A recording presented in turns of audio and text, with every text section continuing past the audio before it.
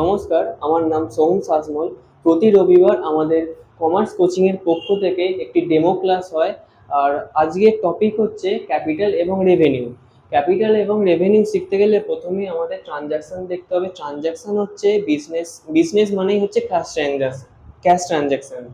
এবার ট্রানজাকশন হচ্ছে দু প্রকারের, ক্যাপিটাল এবং রেভিনিউ।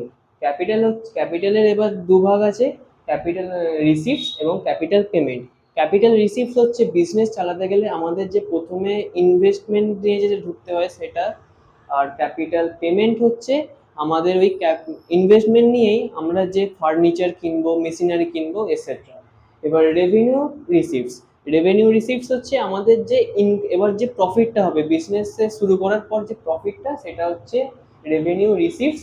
এবং রেভিনিউ পেমেন্ট হচ্ছে সেই প্রফিট নিয়েই আমাদের যে স্টাফেদের স্যালারি দেবো, ইলেকট্রিসিটি বিল দেবো, এটসেট্রা। আজকে আমরা এইটুকুনি শিখেছি। ধন্যবাদ।